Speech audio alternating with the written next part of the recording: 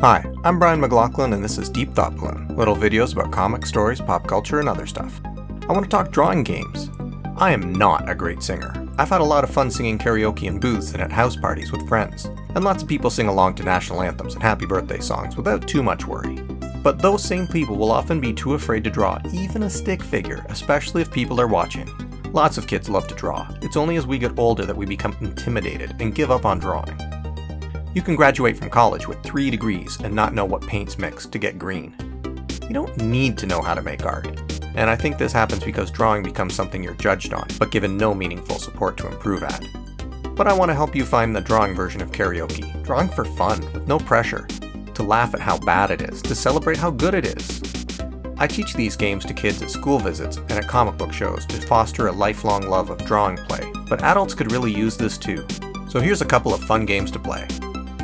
You probably know the game Broken Telephone, but did you know that you can play it with drawings? One person writes down a word or a sentence, then the next person tries to draw what is written. No writing. Maybe you can write sound effects, but you can't just repeat the phrase, obviously.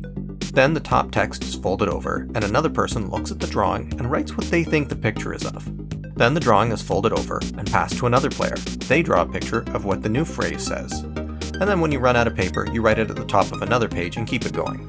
Pro tip, ambiguous language helps break that telephone and get some fun changes. If you see a Volkswagen Beetle drawn, try just saying car or vehicle, so the next person has more room to draw something different. This game is fun for people who don't want to draw at first. Maybe they feel more like a writer and they can do the writing part and ease into the drawing. Mirror drawing is a great game for 2 people. You draw a line down the middle of a page, and then one person draws on one half, and the other tries to draw the exact mirror image on the other. It's good for people goofing around, but especially good for kids and adults. If you're a decent artist, it can be a fun way to get a child to draw in a way they might not normally, giving them a new way to think about eyes or head shapes. Actually drawing that way helps them remember it more than just looking at a drawing.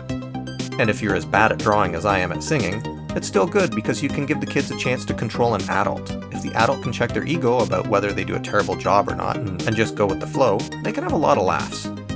On a related note, one of the ways I got my kids to draw early on was to draw slightly advanced stick figures with yellow marker. Then they'd trace them with a dark color and learn the lines, like learning how to print. When your mirror drawing is done, hopefully you can both laugh at how weird it turned out. But either way, you shared a nice moment.